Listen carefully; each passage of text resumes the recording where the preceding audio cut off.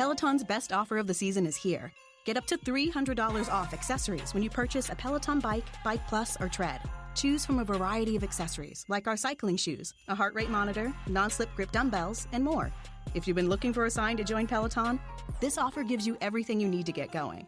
This limited time offer ends November 28th. Visit onepeloton.com to learn more. All access membership separate. Offer starts November 14th and ends November 28th. Cannot be combined with other offers. See additional terms at onepeloton.com. Your world is created by what you focus on, and it's never too late to adjust your view. At Nationwide Vision, we've been eye care professionals for over 30 years and can help you find the perfect contact lenses that fit your active lifestyle. Right now, when you buy 4 boxes of contact lenses, you will receive a free pair of eyeglasses, and you can even use your vision insurance. Call 1-800-EYECARE or visit nationwidevision.com. Hey, it's Kim Commando Today, your daily podcast to keep you up to date with all things digital and beyond. And I'd love to have you be a part of our podcast. You can make an appointment to speak with me. Just head over to commando.com, and on the top right, there's a button that says Email Kim. Fill that out, and that's it. I always like to begin with something interesting for you guys and gals. Now, the official trailer about the true story of BlackBerry was just released.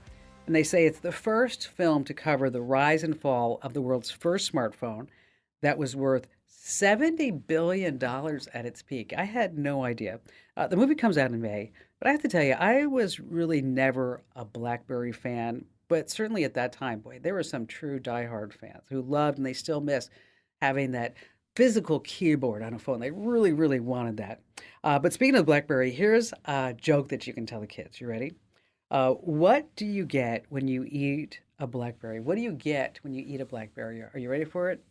Bluetooth. Yes, I know. Hey, welcome to the nation's largest, most trusted show about all things digital. I'm, of course, Kim Commando with you once again, America's beloved digital goddess. And you can find my award-winning show on over 425 top radio stations across the United States. And we're streaming in your favorite radio app. Just search for my last name, Commando. And you can find us as a podcast, webcast, on demand 24/7 with 3 months worth of archives over at getkim.com. And it's a free 30-day trial, by the way, and after that's just a few bucks a month. But we do offer discounts for seniors, service personnel, active military, vets, teachers, really just about anybody, I'll tell you that. Learn more over at getkim.com. And a big special hello goes out to all of our listeners in the Army, the Navy, the Air Force, the Marine Corps, Coast Guard, and Space Force who are listening right now on the American Forces Network Radio, serving more than 375,000 American servicemen and women in 175 different countries.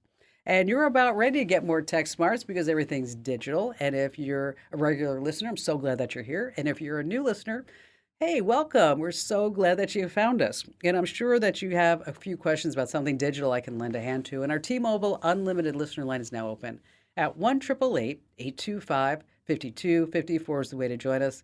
And just a quick reminder, you can always, always, always drop me your questions on the website. I read every single one. That's commando.com. And in the right-hand corner, there's a link that says Email Kim. All right, every single day, I go all over the web and I talk to industry insiders to make sure that I'm up to date about all things digital so that this way you're up to date about all things digital and you can sound like a tech wizard even if you're not one. And this is part of the show where I like to focus on the numbers. And we're going to start with our first story of 5, and it's a big number, 600 million. 600 million is the headline. Well, it's a $600 million class action lawsuit settlement that I bet you can be a part of. And you don't even have to prove that you're a part of it. Because if you had a big clunky box, talking about a TV in the 1990s, you are entitled to a slice of this pie. Now, before you start thinking about, health risks, safety risks, maybe that's how so-and-so got cancer. No, it's all about price fixing. Companies like Mitsubishi, Philips, Panasonic, Toshiba, they all got in the action and they made customers pay more for their TVs and monitors. So who can cash in on this?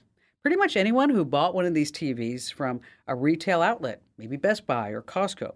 You don't have to prove that you purchased one either. So you might be wondering am I going to get rich? Can I go to Hawaii on a big vacation on this? No, it's a class action lawsuit. You know, you're never going to make a lot of money, but you're going to get at least $10 per TV, $10 per TV. So it's not a fortune. Maybe you can go to Starbucks.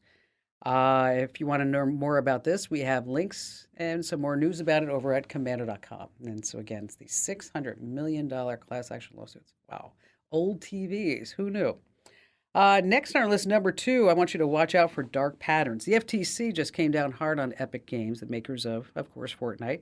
They're slapping Epic with a $245 million fine for tricking players into making unwanted purchases. Yeah, according to the FTC, they used what's called dark patterns. A lot of companies do this.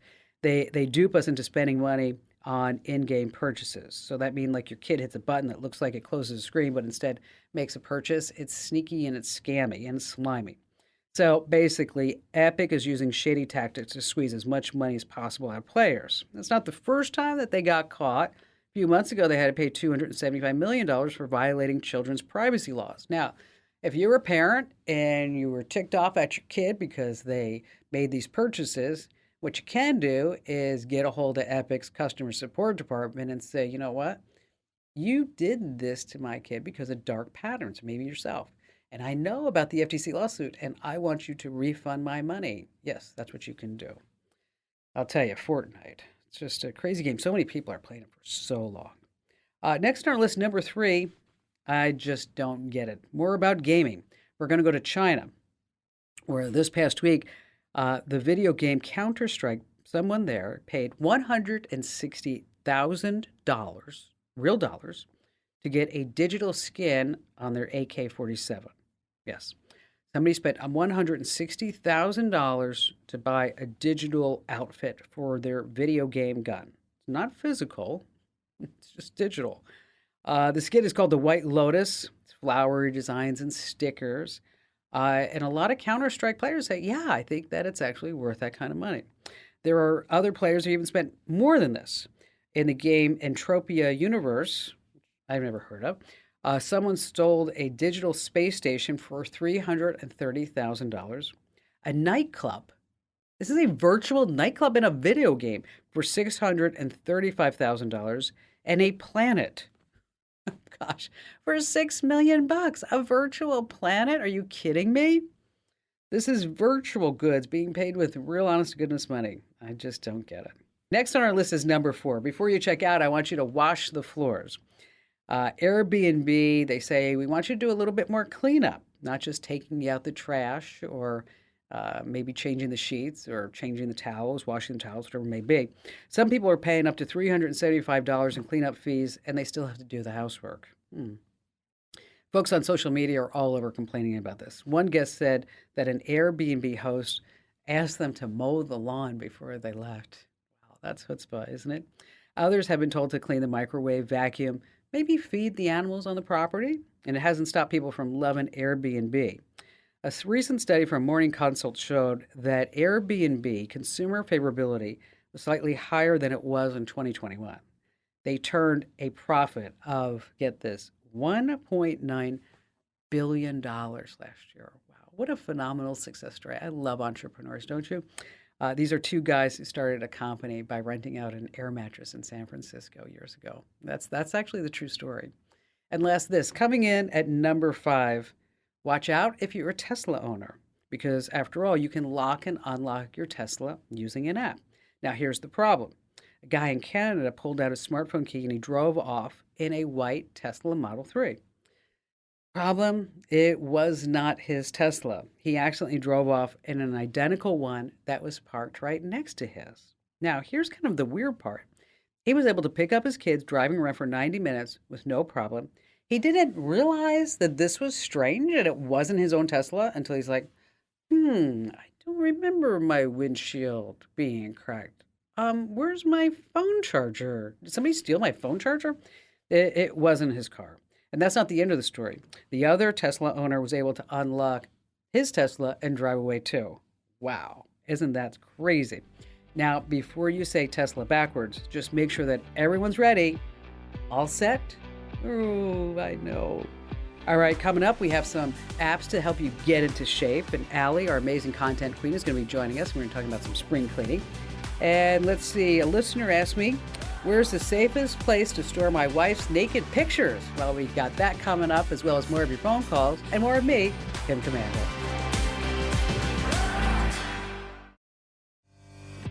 Hey, listen, I just want to let you know that our newsletters are going through a major revamp and change, and it's going to have a new look, new focus, more meat, and less ads. So if you're not getting our newsletters already, make sure that you sign up right now at commando.com/subscribe. Okay, so imagine you're in this scenario. You're driving in the mountains. It starts snowing, it's cold, and then, oh my gosh, the worst. Your car gets stuck. And it's not stuck in a way that you can get out of. You're far away from all human beings. You have no cell phone service. This is truly a life-threatening situation. Well, this is exactly what happened to Casey Ryan. He was driving up in an Oregon National Park in the Cascades when his car was snowed in. And Casey, I wanted you to come on and tell us your story. Oh my gosh, how innovative, how smart of you to think about this. But where were you going that day? What were you doing? Well, I was heading up in the mountains with my dog and my friend. I'm a photographer and an artist. That day, we were just kind of making a usual trek up into the mountains. We're always either doing some sort of garbage cleanup or pollution control, little, volunteer projects in the mountains. I had kind of gotten a hunch, and I had told my friend, what if somebody is up here? Because these tracks do look fairly fresh. And I was wondering maybe there could be a chance there's a vehicle stuck up here. And so we both still figured, well, we better chain up or call it. So, but coming around that next corner, sure enough, there's a van buried in, looking like it slid sideways. Wow. And Now, how deep was the snow at this point? It ended up being about 2 feet where her vehicle was. She ended up getting out of the vehicle. I kind of assumed maybe it was a vehicle that had been left there, but sure enough, somebody was in it. Luckily, she had food and water and a little dog, and everyone was seeming okay. But she had said she'd been there a couple of days and wow, didn't really have a plan. So I think she was really, really hoping somebody would come along. And that was you, right? Yep, me and a buddy. Yep. So I kind of did what I usually do if I'm in that scenario. I've pulled a few people out before. I just said, yeah, I've got a rope and we've got recovery boards and shovels, and just give me a minute to turn around and we'll get it squared away for you. And went to turn around, and that's when I sunk down into the snow drift, and we were able to dig out a couple of times. We pulled out the shovels, no big deal. Let me just get it going. And we broke free a few times, but that last turnaround, we just sunk in, and it was starting to lock up, and the weather was starting to get really cold really fast. And was it getting dark then too? It was about 30 minutes from getting dark, but we had still dug for a little while longer until we were both covered in sweat and realized, okay, we're probably going to have to come up with another plan. And so I asked her, do you have any radio? She happened to have a CB radio. So we scanned that. And then me and my friends scanned through the walkie-talkies we had, and we couldn't find any channels or anybody. So I also looked at the mountain. That's what kind of started to spin the wheels on the idea. We're hiking all the time, and we run into the tops of mountains that have cell phone service all the time. So then you get the idea, we're going to attach the phone to the drone. Use the paracord just around the base where the battery goes, and then hung it down about another 6 inches. And I had never launched from my hand, but I'd landed in my hand before. So I figured, well, maybe it's the same thing. I just held it real stable and got it going. And after a minute, I could feel it was trying to pull the weight of my hand and whatever I was holding. And then I just kind of boosted it up and just floored it towards the sky, and it went way, way up there. But that's awesome. So how many feet did it go? I would say a number of probably a few 100 feet or more. I had to kind of max it out in order to get the signal, because as I'm going up, I'm like halfway up the mountain, and I can tell by looking across that the angle isn't right. And the battery's already now at 50% just from that one little short flight in the cold. So how long did you let it sit up there? I hovered it for about 2 or 3 minutes. That's when I just kind of took a few pictures actually while I was up there. And I was like, okay, well, we need to leave it so it has time to send, because when you send a message on an iPhone, you really only have a few, like maybe 2 or 3 minutes before it says not delivered. So I knew I had to get it wrapped up, or send the text, get it wrapped up, get it tied up, taped up, and sent up all within 2 or 3 minutes. And so it worked. When that drone was coming back down the first time, it was really wobbling. You could see the phone was swinging like this because it's going in front of there, in front of that light when you're looking up at it. It's just a teeny little dot in the sky, and that's what kind of, I was like, man, I got some good elevation. I think we might have caught this message out. Sure enough, that first text got sent out. And who did you address the text to? Who was getting the text? oh, well, my wife's from Uganda in Africa. She's visiting family and friends this last couple of months, and she's the most amazing person in my life. I always send her the first message of everything, and so I sent the text straight to Uganda to my wife, telling her the scenario. We're 25 to 30 miles into the mountains. We do have food and water. We do have supplies. There's another vehicle up here that we have found that's stranded as well. So what happened the next morning? Yeah, the next morning we woke up. It was 12 degrees. The snow around the truck is now just pure ice. You couldn't even, I pulled out this rock hammer and it was like chipping rock. And I was like, there's no way we're going to chip our way out of this thing. So as far as I can tell, she says that she's reached out to somebody because she let me know she's not just going to leave us out there. Once I had gotten contact, I knew she would do something, but I was kind of thinking, I'm wondering what it's going to be. So this is really great stuff, really, Casey. So you were able to get your phone, hook it up to the drone, get the drone to at least send that message to your wife, and then you were able to get help and help other people along the way. But we're so glad that you're safe and you told us the story, because who knows, Casey, maybe someday somebody's saying, you know what, we're in the snow, we got a phone, we got a drone, now we can be like Casey Ryan and we're going to save everybody's life. Casey, thank you so much for being here with us. It's an incredible story. I really appreciate it. Thanks so much for having me on. Stay right where you are. We have more tricks, tips, and secrets coming up on the Kim Komando Today podcast.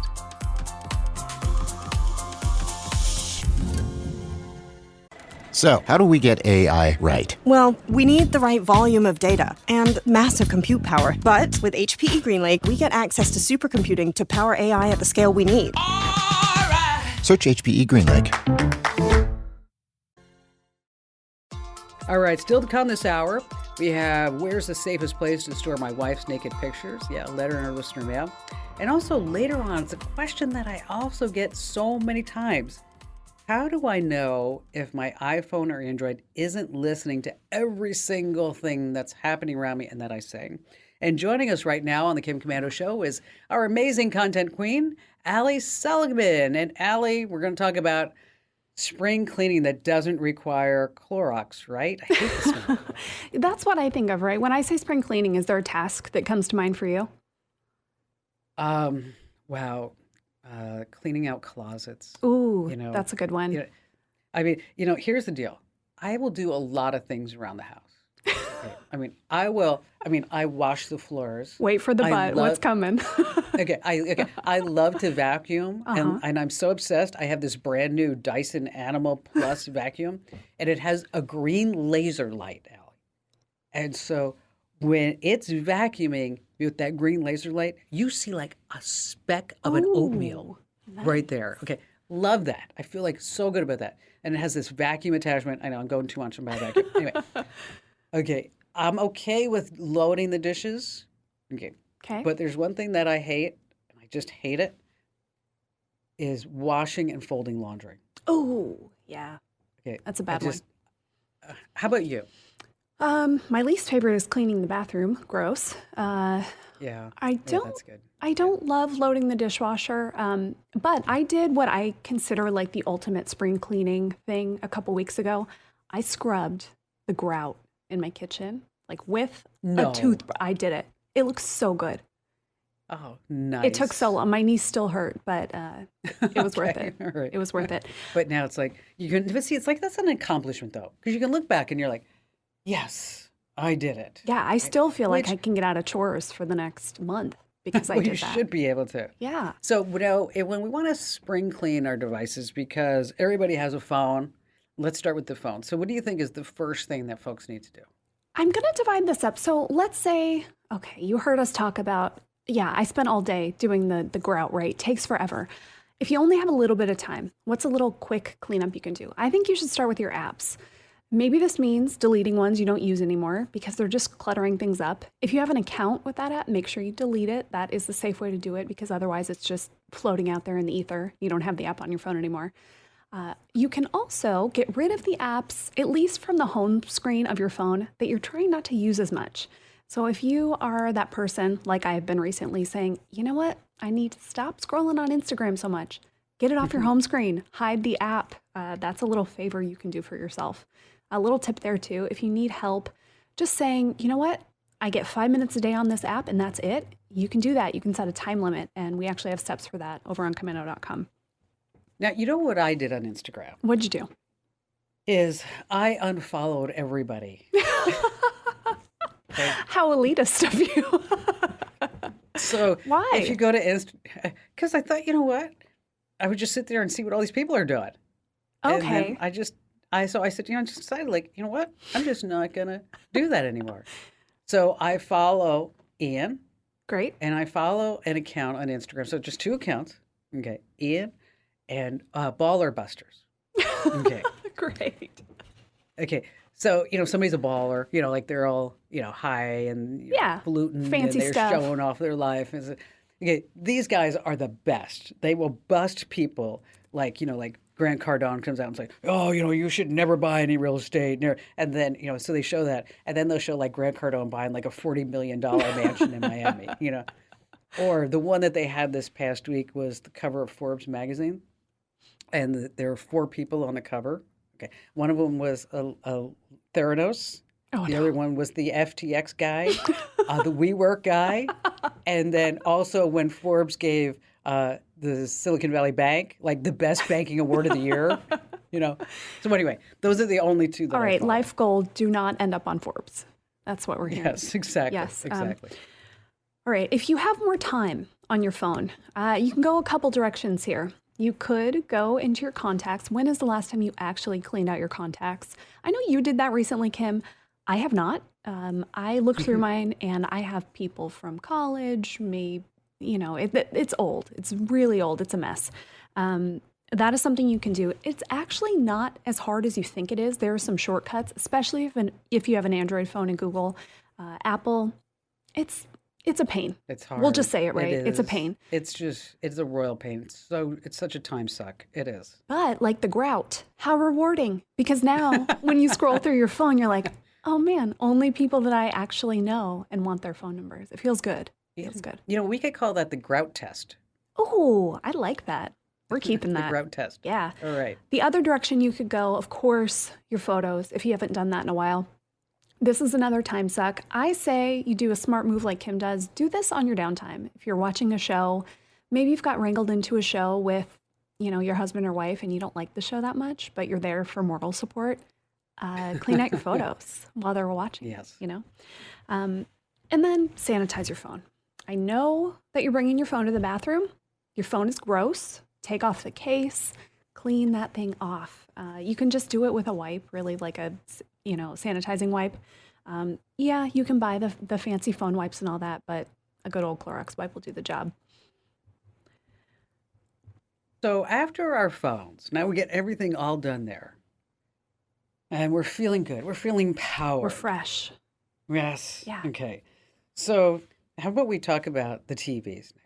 Ooh. And I would suggest with spring cleaning first, before we go physical, that we say, let's get rid of all the subscription services that we've signed up for and we just don't watch them. I mean, you signed up for the Sundance Channel and you paid for it for like 6 months. I mean, never even watched the movie that I signed up for it for. Never did.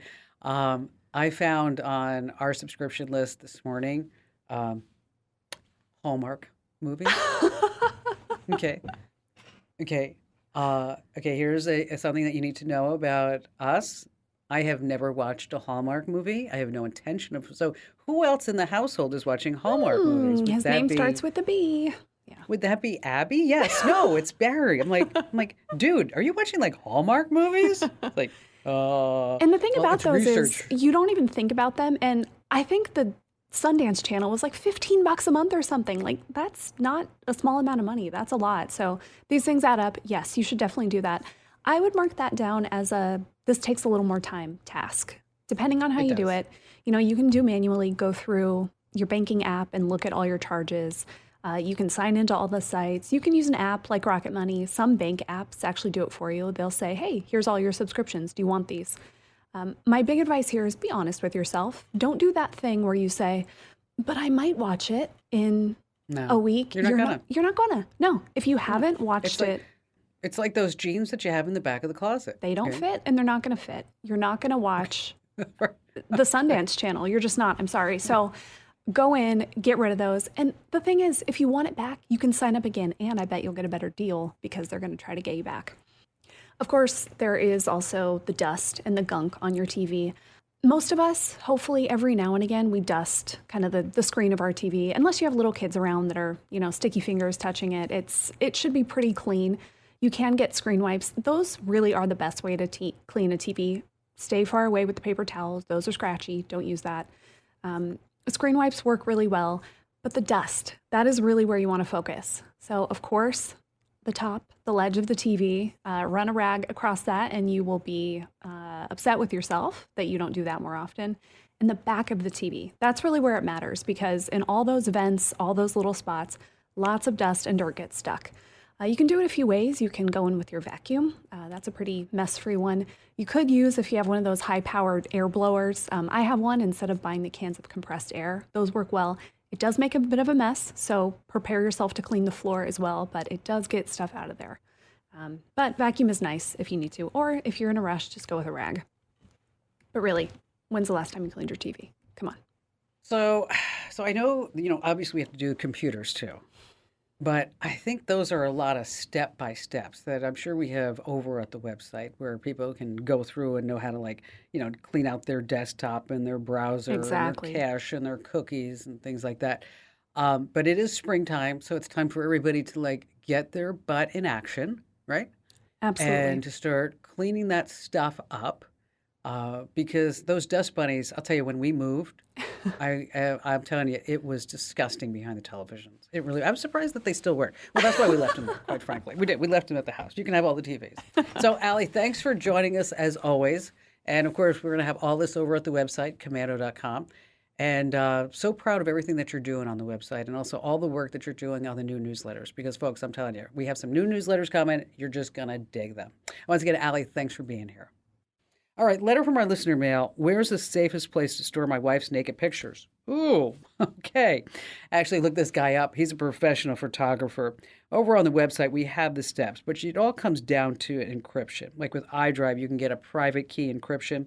You can also compress and encrypt your images using a service and a program like 7-Zip. We're going to tell you exactly how to do that. You can also lock the notes on your phones. And so if this is a concern, you have some pics on your phone that you don't want anybody to see, just hit the website and use the phrase naked pictures, and I'm sure this tip is going to pop up.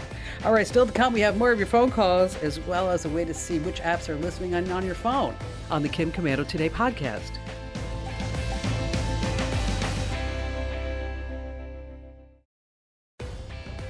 Bruce in Madison, Wisconsin, glad to have you with us. Hi, Kim. Thanks for taking my call. Betcha. What's going on?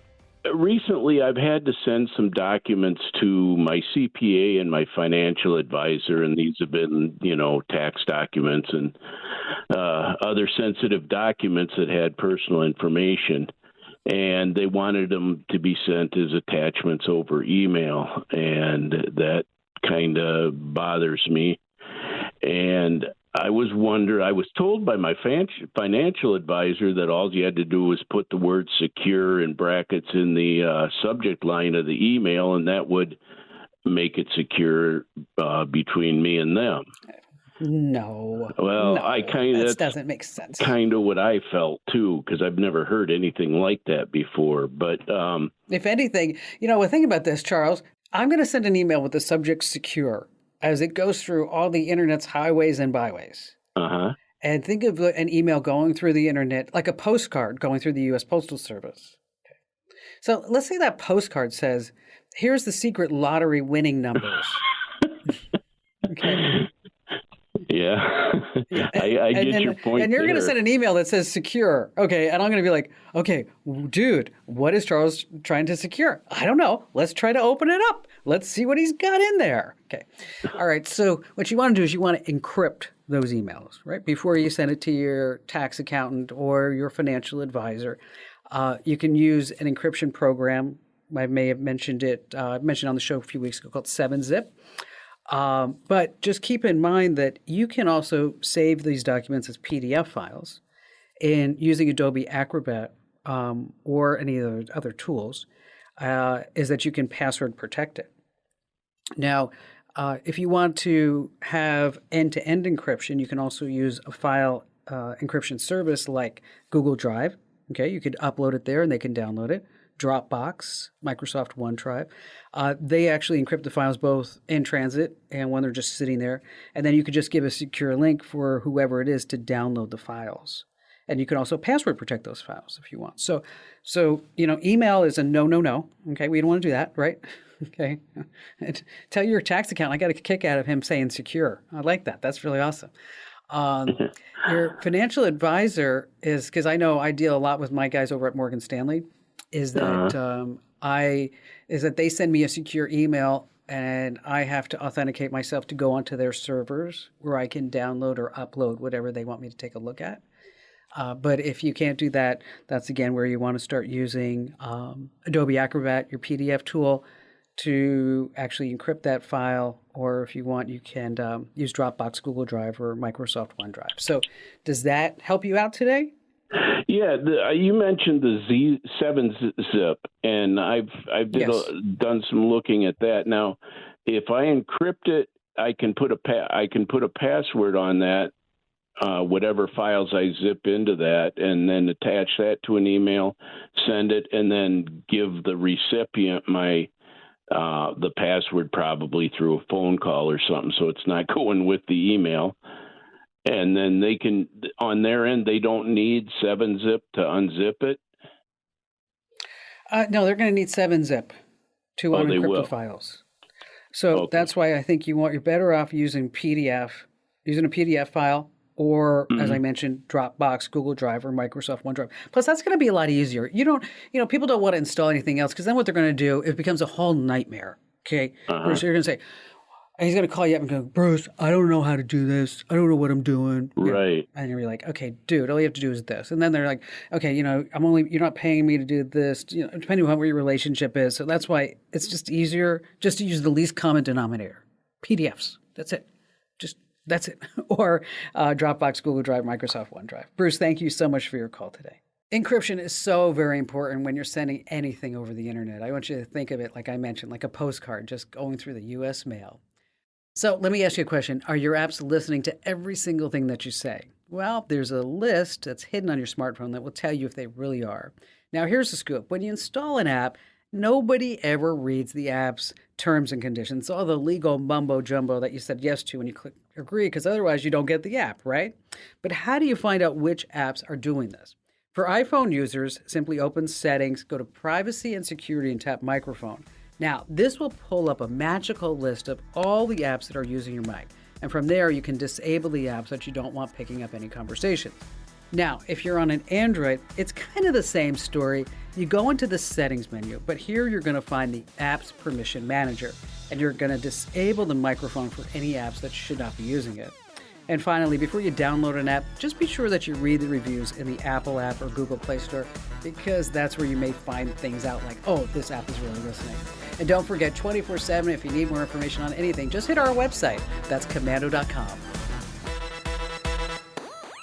This program is a copyrighted production of Westar Multimedia Entertainment and protected by the copyright laws. Any rebroadcast or use of this program for commercial, business, economic, or financial purposes without the written permission of Westar Multimedia Entertainment is strictly prohibited.